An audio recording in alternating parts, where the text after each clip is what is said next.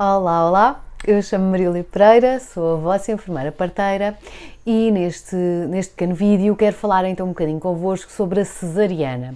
Portanto, ao longo do curso de preparação para o parto, temos falado muito do trabalho de parto e do parto vaginal, natural, normal, mas efetivamente nós só temos a certeza de qual o tipo de parto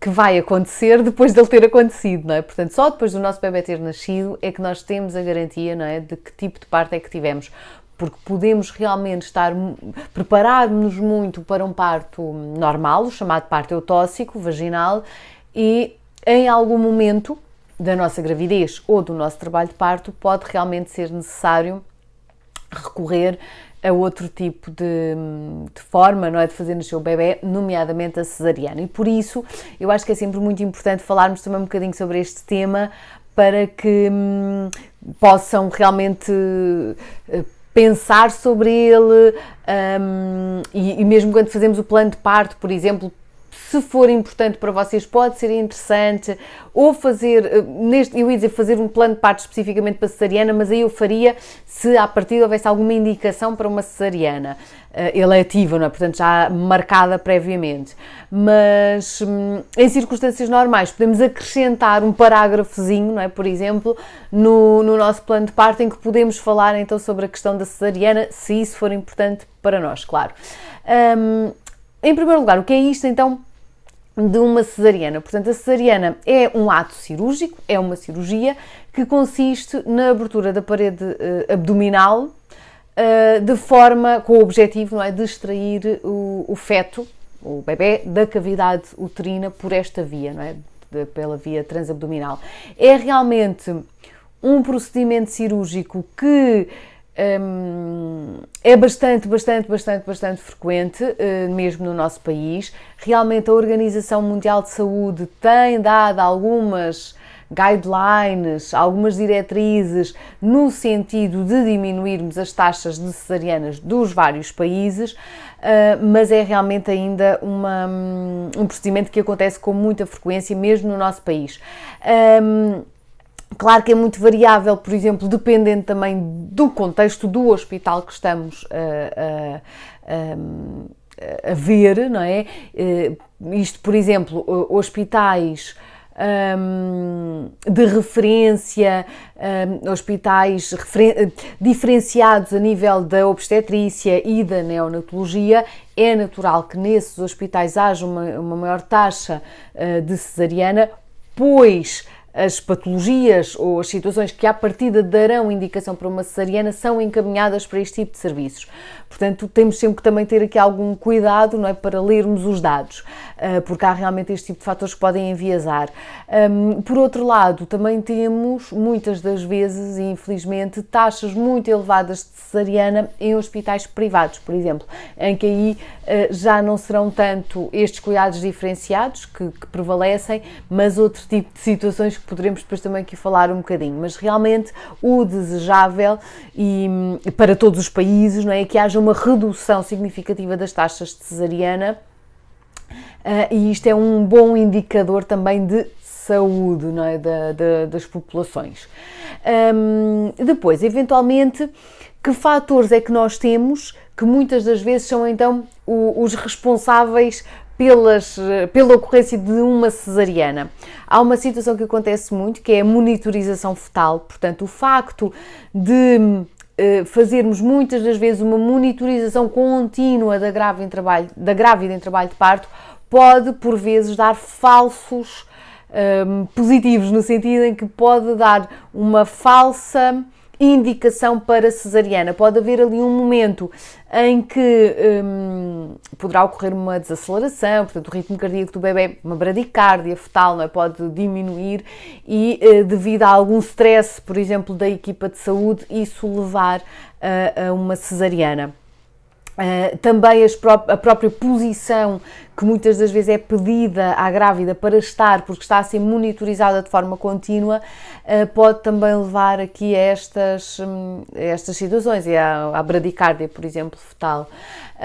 Depois, a apresentação pélvica, muitas das vezes também é responsável pelo aumento das taxas de cesariana, a mortalidade fetal, a não utilização do fórceps, portanto, o fórceps, quando bem aplicado, poderá ser útil e diminuir também aqui as taxas de cesariana. O que acontece muitas das vezes é que há cada vez menos profissionais de saúde habilitados para uma boa utilização e uma correta utilização do fórceps, há cada vez menos médicos especialistas a fazê-lo e, por consequência, também a ensinar esta utilização.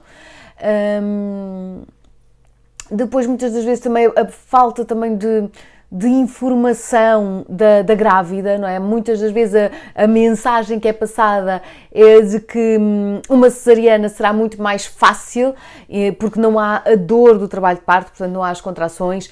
Se for agendada, não é? Melhor ainda, portanto eu já sei o dia e a hora em que vai acontecer, e portanto há aqui muitas das vezes uma desvalorização de outros fatores e uma banalização também da cesariana. E por outro lado, muitas das vezes o ganho financeiro das instituições, nomeadamente as instituições privadas, vamos pensar que não será realmente o fator preponderante, mas muitas das vezes, em termos de tempo, não é? Imaginem, por exemplo, que é extremamente importante para vocês que seja o vosso médico que vos vigiou a gravidez a estar convosco no vosso parto. Isto muitas das vezes leva a induzir o trabalho de parto sem qualquer indicação, o que muitas das vezes pode levar duas coisas, ou levar a sofrimento fetal e à necessidade da cesariana, ou como a indução não está a avançar e o médico sai de turno, não é? Sai de banco a determinada hora, então, esta grávida estava aqui para parir com ele, não é? Então faz-se a cesariana. Portanto, eu acho que aqui é também um bocadinho o meu papel, não é? De estar aqui para vos informar, para vos falar dos benefícios, não é? De esperarmos que o trabalho de parto também aconteça espontaneamente. Claro que depois há indicações para a cesariana e falaremos também sobre isso. E há eventualmente indicações que podem ser absolutas ou relativas, situações, por exemplo, de desproporção cefalopélvica reais, não é? Que a tal incompatibilidade fetopélvica, que infelizmente muitas das vezes é a justificação que se vê quando há uma cesariana, se calhar ser uma indicação muito precisa, mas uma incompatibilidade fetopélvica real é uma indicação ou será uma indicação para cesariana. A placenta prévia total também será uma indicação. O descolamento de placenta com um bebê vivo será sempre também aqui o descolamento seria sempre uma indicação para uma cesariana. A situação transversa, portanto a apresentação não apenas a pélvica, mas a transversa, porque a pélvica não é a apresentação pélvica, portanto o bebê que está sentado não será uma indicação absoluta, será mais uma indicação relativa, porque é possível, em muitos dos casos, este bebê nascer de parto vaginal pélvico, mas se o bebê está transverso, portanto está horizontal, não é, em relação ao útero, isto será uma indicação para uma cesariana. Situações de herpes genital ativo, por exemplo, condilomatose que leva à obstrução do canal de parto, portanto aqui situações de algumas infecções sexualmente transmissíveis podem também indicar a necessidade de uma cesariana. Depois, prolapso do cordão, portanto que é a saída do cordão umbilical, quando há uma ruptura de bolsa, por exemplo, e sai o cordão à frente da apresentação, estava aqui a fazer da cabeça, mas pode ser de qualquer outro tipo de apresentação, e em que há saída para o canal vaginal e às vezes até mesmo para o exterior do cordão. Isto é uma indicação absoluta para cesariana.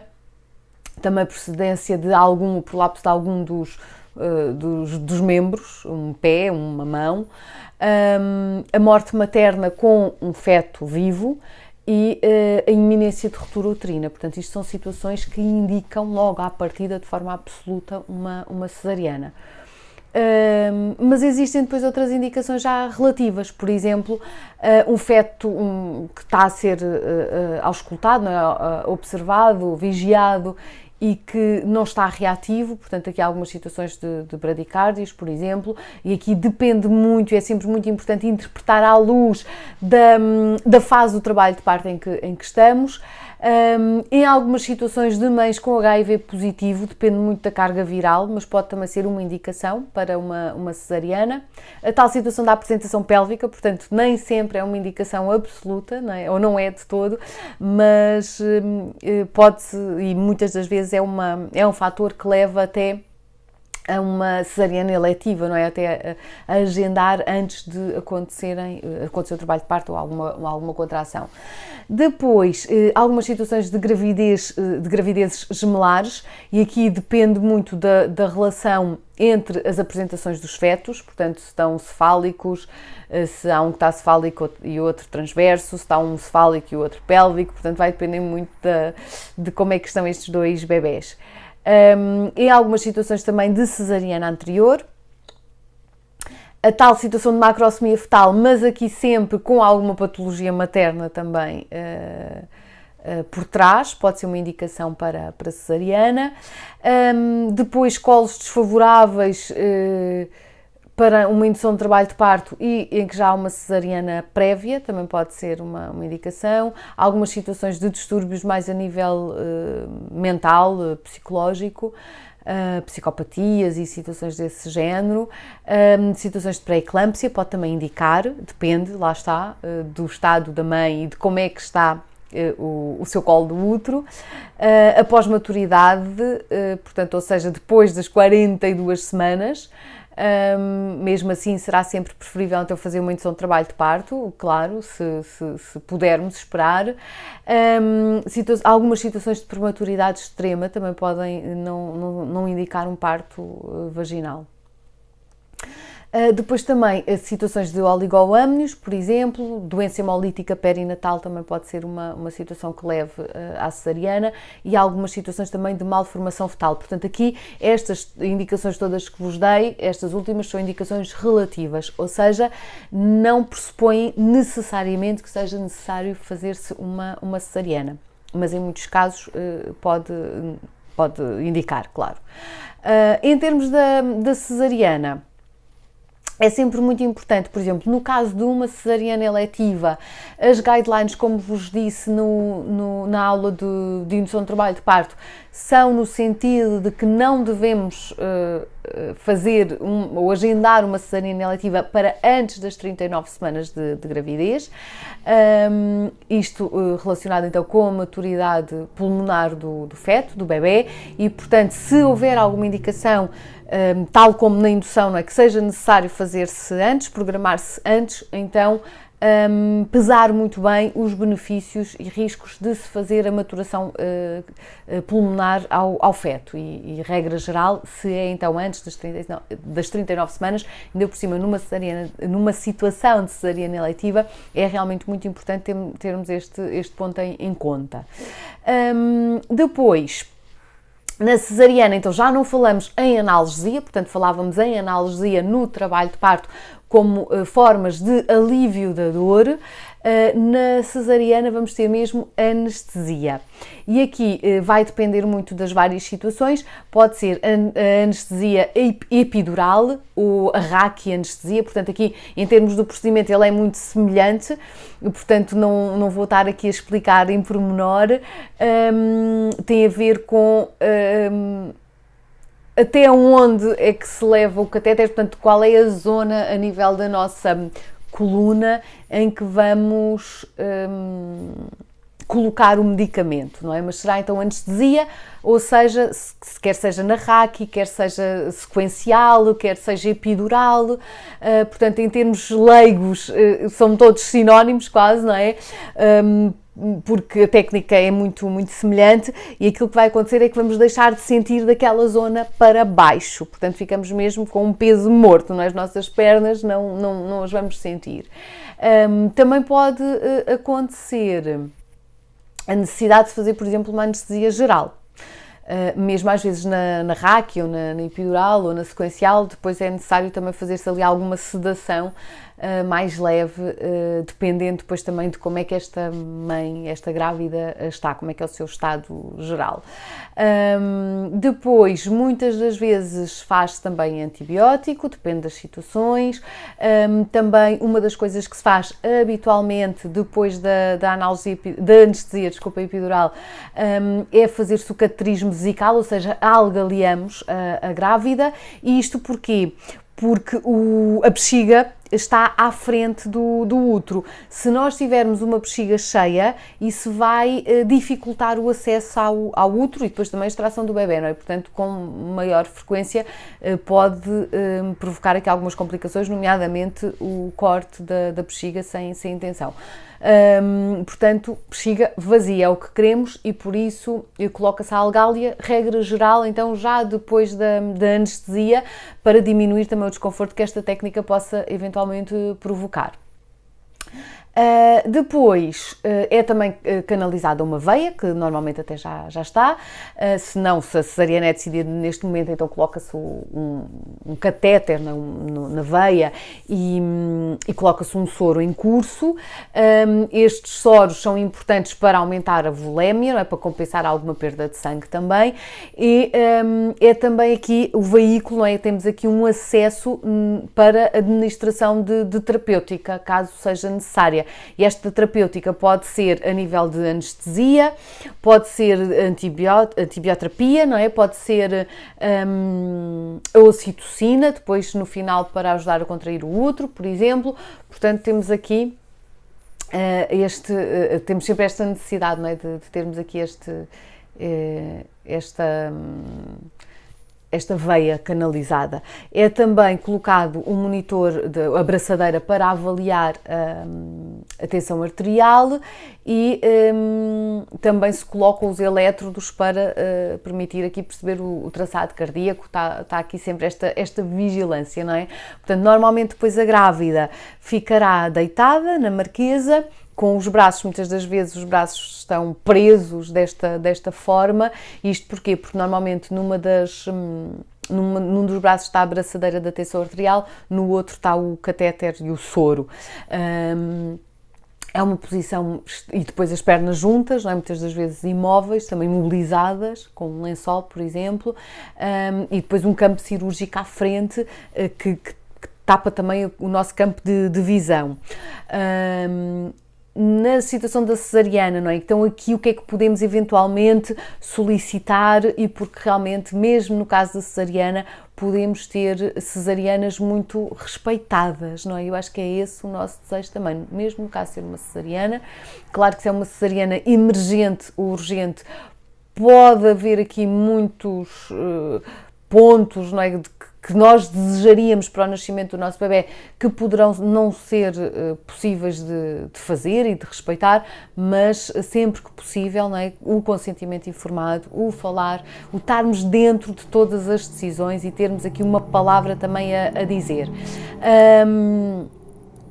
E aqui estava a pensar que realmente o estarmos neste tipo de posição é extremamente desconfortável e até desrespeitoso eventualmente. Portanto, aqui podemos falar com a equipa que nos segue, com a nossa equipa de saúde, e pedir, por exemplo, até que ponto é que será possível, em vez de colocar a braçadeira da tensão arterial no braço, colocar, por exemplo, na perna, no tornozelo, ou então, mesmo que seja necessário ter no braço, então combinarmos, não é, que sempre que podemos ter lá o apoio, não é, para ter o braço assim, sempre que a braçadeira estiver a insuflar, eu mantenho o braço mais esticado, quando não está eu posso ter o braço mais junto a mim, por exemplo.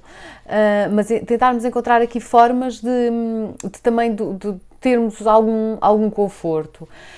Depois, Uma das situações também que está prevista nas tais cesarianas que não são urgentes e emergentes, que é a presença de um acompanhante, portanto isto para o parto normal já está no nosso país bastante normalizado, não é? Agora na cesariana realmente não era possível e atualmente está legislado também a presença do acompanhante na cesariana, portanto, e aí onde é que o acompanhante está?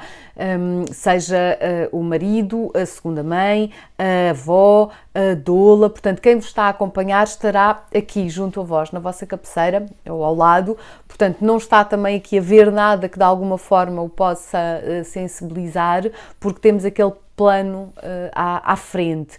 E às vezes eu acho que é bastante útil, não é? Estar aqui esta outra pessoa para conversar convosco, para vos distrair, às vezes de alguma situação que vocês não estejam a conseguir lidar tão bem e eventualmente depois até para ajudar no contacto pele a pele do bebê depois dele ter nascido. Depois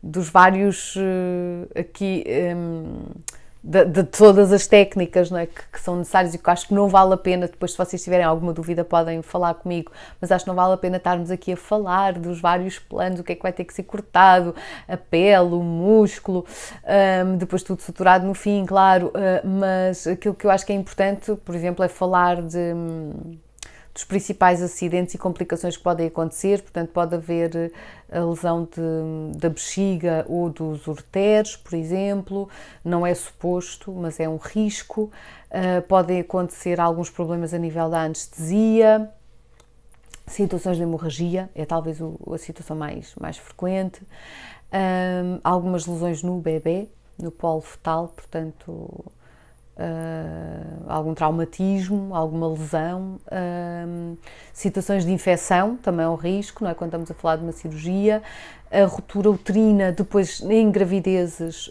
seguintes, e aqui é realmente à partida, não é? Os riscos da cesariana são sempre superiores aos do parto normal, mas se esta cesariana está a ser feita por uma indicação muito concreta, precisa e necessária, não é?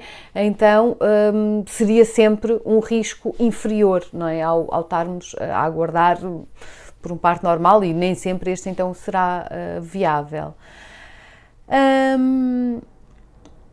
Em relação aspectos também então do nascimento do bebê que podemos ter em conta, e quando estava a falar de uma cesariana respeitada, não é? Respeitosa, portanto aqui podemos também pedir para ter uma música ambiente, por exemplo. Depois do bebê nascer, a questão do corte tardio do cordão, mesmo na cesariana, é uma questão que é possível fazer, se é desejável também, e portanto falarmos com a equipa sobre esta possibilidade.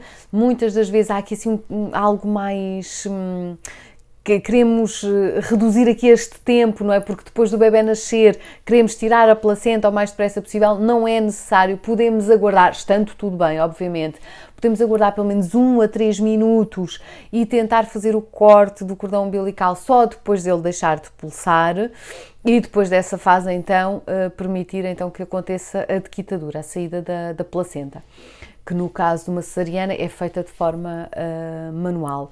Depois, mesmo na cesariana também, é possível pedirmos para fazer o contacto pele a pele. Claro que temos que ter em conta que quem está, os profissionais de saúde que estão a efetuar, não é, esta cirurgia, há aqui questões de asepsia, não é, de esterilização extremamente importantes de serem cumpridas, mas é possível, não é, depois do bebê nascer, depois de ter sido clampado o cordão umbilical, por exemplo, secar-se bem o bebê e deixá-lo junto da mãe.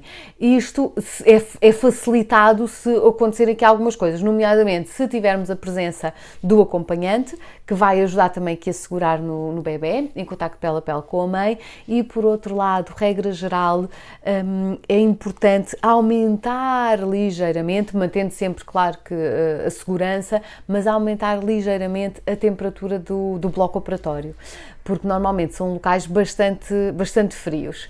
E sempre que possível, então, solicitarmos este tipo de situações. e mesmo com a presença do pediatra ali, não é? O pediatra pode fazer a observação também do bebê em contacto pele a pele com a mãe, mas claro que isto são sempre situações que convém então conversarmos. Mas isto para vos dar a noção, não é, de que, salvo situações em que há uma anestesia geral, ou que, e mesmo na anestesia geral, podemos manter o corte tardio do cordão. Já não vai ser possível fazer o contacto pele a pele, por exemplo, mas salvo realmente este tipo de exceções de cesariana urgente e eventualmente também com anestesia geral, é possível, todos os desejos que tínhamos para um parto natural, muitas das vezes, ou muitos deles, são passíveis também de ser aplicados no contexto de uma cesariana. Portanto, à partida, percebermos sempre, então, em primeiro lugar, a real necessidade de uma cesariana e, no caso realmente ser necessário, então, de que forma é que podemos minimizar, não é, esta passagem do bebê do meio intrauterino para o extrauterino e também para a grávida, não é, para a mãe. Estava a pensar que ainda em termos de procedimentos é necessário haver jejum, no mínimo de cerca de 6 horas, e 6 a 8 horas, e também normalmente é feita a tricotomia, portanto o rapar os pelos da zona abdominal e desta zona aqui já suprapúbica, aqui da nossa região abdominal. Muitas das vezes podemos, então, mais uma vez, se é uma questão que preocupa, fazer a depilação algumas semanas antes da data provável de parto, se não é realmente uma situação que depende, esta tricotomia vai depender muito da instituição e do profissional de saúde que está responsável por nós. Depois de realmente da extração do bebê, que mesmo apesar de ser uma cesariana, por vezes é necessário fazer-se também a extração do bebê através de fórceps ou de ventosa, portanto não é por haver uma cesariana que nos vamos livrar deste tipo de instrumentos, portanto às vezes há quem diga isso é para fazer fórceps ou ventosa, então eu prefiro uma cesariana. Não é realmente uma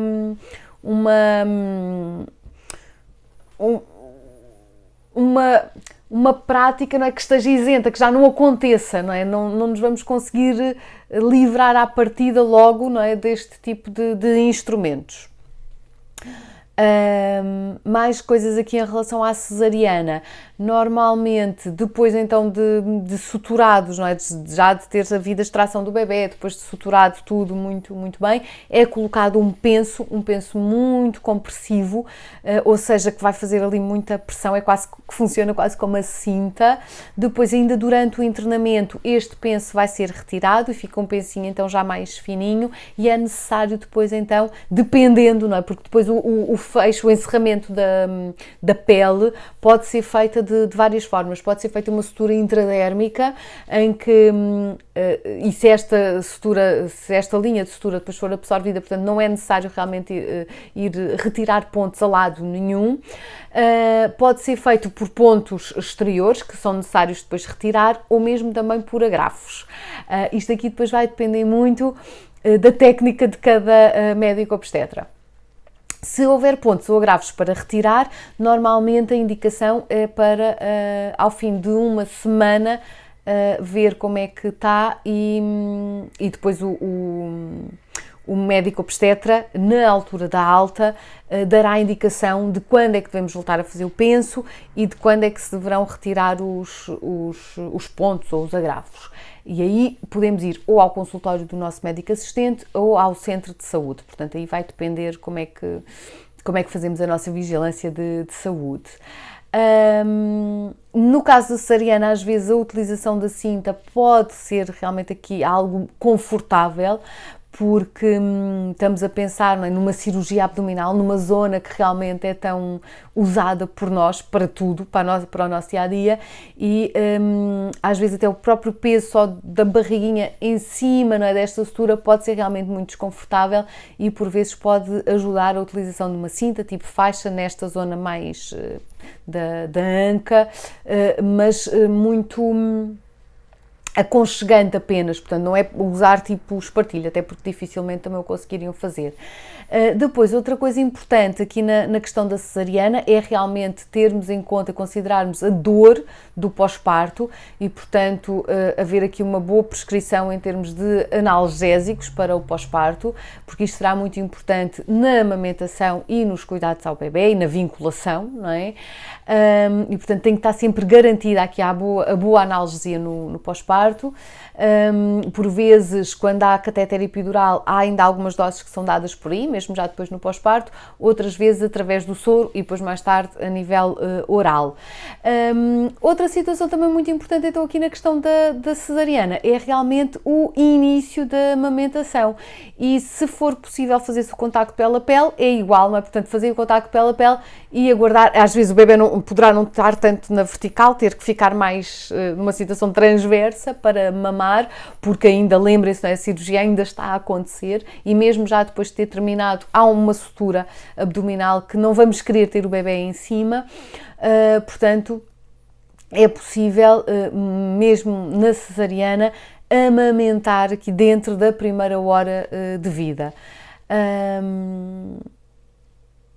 Mais coisas em relação à cesariana. Eu penso que isto são assim os aspectos mais importantes, mas qualquer dúvida que vocês tenham, vamos falando, ok? Então, até já! Um grande beijinho!